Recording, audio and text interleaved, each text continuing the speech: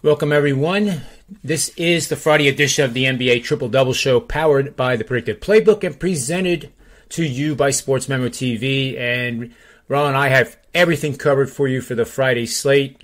Ron, our show record now is 31 wins, 13 losses against the spread. That's 70.5% over our last 14 shows, and we're going to get right at it and see if we can't produce another 2-1 or a perfect 3-0.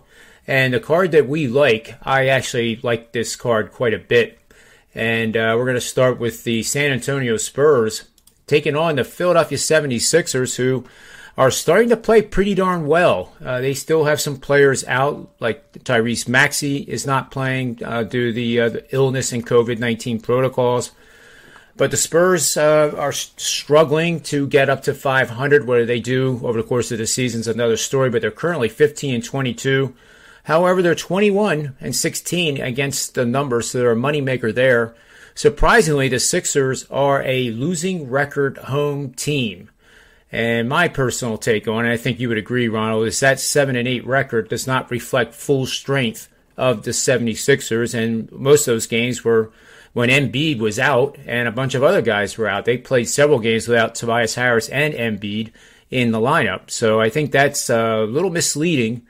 But take it away here and tell me who you think the best bet is in this matchup tonight. Yeah, I'm actually looking at the total in this game. You know, the Sixers, like you mentioned, they're coming in hot. They won their last 5 games and covered 4 of them. You know, their current form is pretty solid right now, even with some of the health protocol and injuries that they're dealing with. Their offensive rating is actually number 1 in the league in their last 5 games and number 2 in net rating at 13.6. But like you mentioned, you know, their record at home and their spread, their record against the spread hasn't been too solid at home. But that, like you mentioned, it could be because of, you know, guys being out and some of their roster issues that they've had. But one thing that stayed constant was their 11-4 to the under. So that's the way that I'm looking at here. And the Spurs, you know, they're coming off a win over the Boston Celtics and DeJounte Murray's first game back. But they're playing on the road, and they're a different team on the road versus when they're at home. I think I mentioned this in a few shows ago. They're in home games this season. They're scoring 115 points per game and allowing 113 points per game. But on the road, they're scoring 107.5 points per game and allowing just 108 points per game. And that's a 12.5 point gap between home and road. And that's the main reason they're 13-6 and 1 to the under on the road this season versus 12-4-1 to the over at home. And I think the under is the play in this game, and I lean towards the Sixers. Obviously, what you mentioned about the home record and being kind of misleading because of the injuries and stuff like that. I still lean the Sixers this way. Yeah, I like it.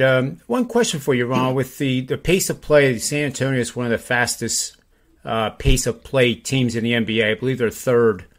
They're averaging quite a few shot attempts. With the underplay, do you think this the presence of Embiid on the floor, because the Sixers average about 6 fewer shot attempts per game when Embiid is on the floor than when he's not? Do you have any concern with San Antonio's willingness to just run and gun? No, so you know how Murray just came back recently. I was looking at this. Mm-hmm. They've only played 5 games, without Murray, and they actually play a slower pace with Murray on the court for some reason. It's like 104 without him and down to like 98 or 99 with him. So that's something that I looked at recently, and obviously their offensive rating goes a little bit higher with Murray on the court too, but their defensive rating stays about the same. So just looking at the pace of play with Murray on the court for the Spurs, it actually fits better with the Sixers game. And that's kind of like why I like the under here and leaning towards the Sixers. Yeah, and that has me bullish on the under now too. That was a great point there, Ronald. Gesundheit. So let's move on to the next game here. Washington Wizards, they're 9th right now in the Eastern Conference with an even 19-19 record. Pretty much even across the board. 18-19-1 against the spread. 19-18-1 on the over-under. Away they're 9-12. As an underdog, they're 9-12. but they're taking on one of our favorite teams, Ronald, the Chicago Bulls. So we played in the futures market, and the season wins of 41.5 for the season. That looks like that's going to take care of itself with the Bulls being 25-10 already. 21-14 against the spread, over under 17-18. At home, they are 13-4 as a favorite, 20-5. I can't imagine you're on the Wizards in this game, but let's see where your best bet is. Yeah, no, you're right. I'm looking at the Bulls here. They won 8 straight, and somehow they failed to cover their last 3, which is pretty crazy because I was actually on them, and that's part of the reason why I'm on a little losing streak here. But even though they were favored by 2 points in one game and 3 points in another, they won the game but didn't cover. That killed me. But overall this season, the Bulls have been strong as home favorites of 2 or more points. In that situation, they're actually 11-1 straight up and 9-3 against the spread. They're well rested. They haven't played since the 3rd, and they'll be getting back Caruso, which will be big for them because their team's offensive and defensive efficiency actually gets a boost when he's in the lineup. I really like how he fits into this Bulls team. I think people are going to look at this game as a revenge spot for the Wizards, but the Bulls were able to get the W without Lonzo and Caruso last time, and I think they have a better squad now, and I'm pretty sure they're going to be able to win this game straight up and possibly, hopefully, win this one by double digits. Yeah, I like it too. The last time they played was on New Year's Day. Washington lost by 1. Chicago was the road team. They were favored by 2 in that matchup, and Washington actually covered. And you know what? I think, too, we're getting a pretty cheap price here. It kind of reminds me of the Sixers side a little bit. Washington covered 4 of the last 5. They lost their last game to the spread, as well as straight up to the Houston Rockets. And the Chicago Bulls are actually lost 3 in a row to the spread. So although they won against Orlando, defeated Washington, and also defeated the Pacers of Indiana, they lost to the spread in all 3 of those wins. So I think the market here is a little bit overreactive and making the Bulls quite cheap. So I'm with you on that one. I'm with you. I'm 2 for 2 so far. And I do think, it's not quantified, but I think when we agree on all 3 as solid bets to go to the window with, I think we've gone 2-1 and 3-0. I can't remember a time that we didn't go 2-1 or better. So hopefully that transitions to another great night for us. Our last game, Ronald, is the Minnesota Timberwolves. They are 9th in the Western Conference. This is being played at Paycom Center, 8 o'clock tonight, and that means the Oklahoma City Thunder are the host. Both teams with losing records. However, the Thunder have really outperformed the market expectations. They're 24-13 against the spread on the season. The under in their games, which is surprising to me, is 23-14.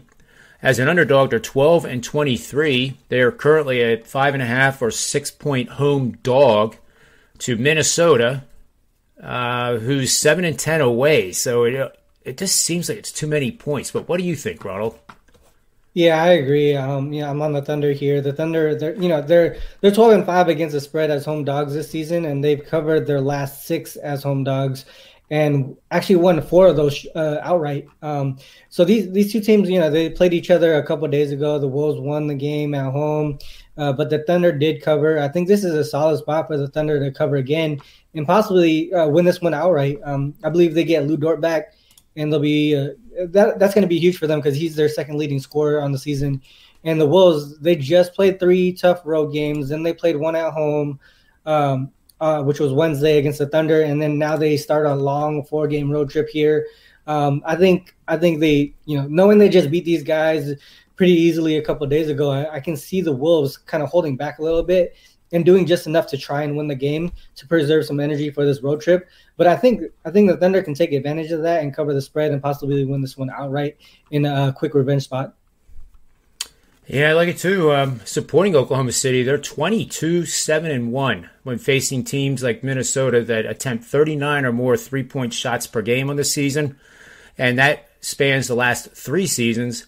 They are also 16-3-1 against the number versus teams like Minnesota that don't draw a lot of fouls per game. In fact, they don't attempt many free throws per game. Minnesota does. So Minnesota is averaging less than 21 free throws per game on the season, which is pretty weak. And Oklahoma City is 16-3-1 against those types of teams. So I think we have a barking dog among us on that card. So I guess that will do it for today. And we have the 3 plays, which are the under in the Sixers San Antonio game. We have the Oklahoma City Thunder as a live dog. And I may suggest sprinkling a little bit on the money line in that one too. And then, of course, we really do like the Chicago Bulls to take care of business tonight. So that will basically take care of our show. Thanks for watching this NBA Triple Double show, and take a moment to subscribe and hammer the bell. That way you'll never miss another episode. You'll get notified for the college basketball shows, the NFL playoffs that start next week. Anything that we produce, you will get notified right away. So thank you for being with me, Ronald. I'm tongue-tied today. I apologize. So we'll be back again with another Triple Double show on Monday.